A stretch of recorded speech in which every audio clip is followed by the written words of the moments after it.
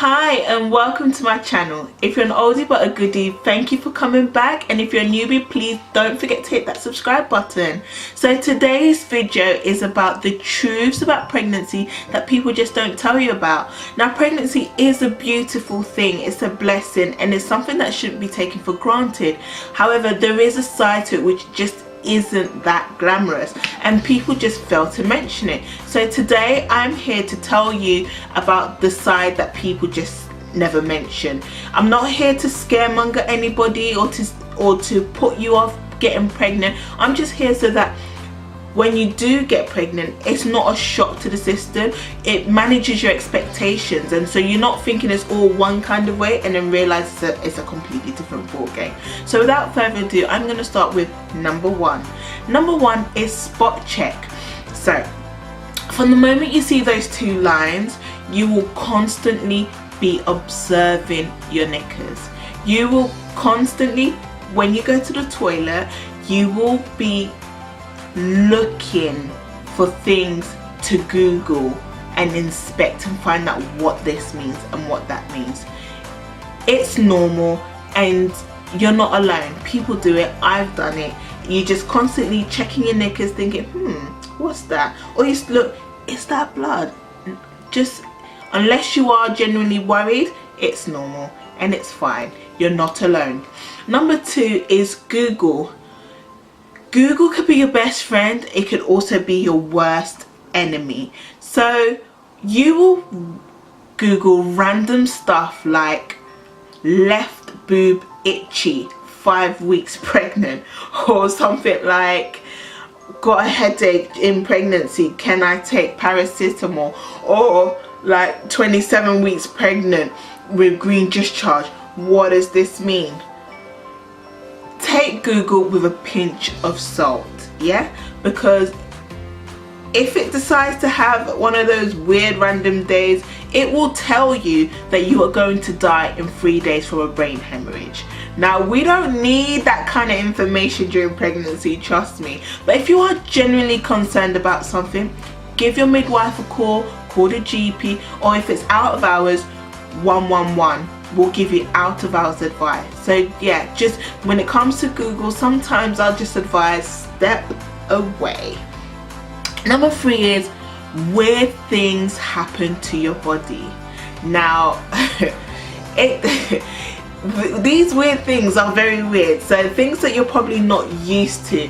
That can range from being more susceptible to thrush, yes, having piles, pains, aches, sciatica. You will have constipation. You will have varicose veins, leaky nipples, hairiness in random places. Now, not everybody gets everything or even anything, but if you are one of those people, don't be alarmed. Just know that you are not alone, and it is natural. It's part of the process of pregnancy for some people, unfortunately. So just, you know, take it in your stride. Number four is fake belly. Now, what I mean by that is, you know, when you go to the gym and for that first session and you're feeling woo, you're looking in the mirror and you're like, oh, I can see my six pack. It's a bit like that. So you see those two lines on your pregnancy test and you're looking and thinking, oh, I can see a bump. Girl, is gas. Not only is it gas, is you're just bloated. And what will tend to happen, and what I have realized, what I have discovered in both my pregnancies, that around 8 to 9 weeks your belly will then shrink again. So don't be alarmed if that happens to you. If you feel like, oh my god, my bump has disappeared, it was never a bump, it was just bloating. And sometimes you can actually feel the bubbles and the gas just like doing some kind of fireworks in your belly, like the Big Bang Theory, honestly. But just to let you know, it is normal, and after that, that's when the real bump starts to develop. But it does take its time. Well, for me anyway, I did not pop until like past 6-7 months, and that is with both pregnancies. So it's unfortunate, but for quite a few months you're going through that awkward stage where people don't know whether to stand up for you or not, and you just probably look like you've just probably had a little bit too much to eat. Yeah, it's all part of pregnancy. Number 5 is pregnancy is not always exciting. I mean, even those who have planned, prayed, and are like, you know, are super excited about getting pregnant, and then you finally see those 2 lines that you've always dreamt of since you were a kid, sometimes anxiety steps in. You start to worry about, are my finances in order? Is my body in shape? Am I ready? I mean, it's normal to go through these, to have these concerns. It's also a very worrying time because you go through a stage where you're just trying to, you know, you worry about miscarriage, you worry about getting through the first stages of the first trimester, you worry about how the development of your baby is, then you worry about labor and delivery, and then you worry about and then like SIDS, and then it gets to a point where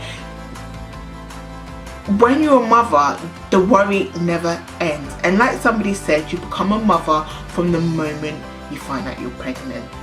But it gets to a point you start thinking about, my baby's gone to their first rave, I hope they're safe. Like, the worry never ends. But just if you feel like the worrying is a bit overwhelming, you should definitely go and check it out with the GP, because there is such thing as prenatal depression. So if you think it's a bit much, your GP can help you, and you could probably be referred and have some sort of therapy to help you get through this time, because although it isn't always exciting, just maybe being down a bit too much could be a cause for concern. So definitely it is worth talking to someone about it. Number 6 is morning sickness. Morning sickness is not just in the morning. It could be in the night time, it can be in the day, it could be whenever it wants to be. And if you're part of those unfortunate people that suffer from, what's it called? Give me a moment. I find it difficult to pronounce this word. Hyperemesis gravidarum, which is an extreme case of morning sickness, then unfortunately you could be hospitalized and be taken in for treatment for quite a while. So just to let you know, it is not just in the first trimester. Some people like to say, I mean, I went on for 18 weeks, but some people unfortunately can go on for the full duration of their pregnancy. So it's just something that you need to be aware of and be mindful of. Number 7 is constipation. Constipation is real, girlfriend, and the reason why this happens is because we have this hormone within us which gets released called progesterone, and it literally relaxes our muscles and our digestive tract. So it just means that the food slows down and you become constipated. This is also an early sign of pregnancy as well, and it, especially if you are on iron tablets, it is something you will experience. And speaking about hormones, that leads me right on to number 8. Like, you can wake up in a foul mood and be like, but why on earth am I in a mood? Like, why am I so upset? Like, there's nothing.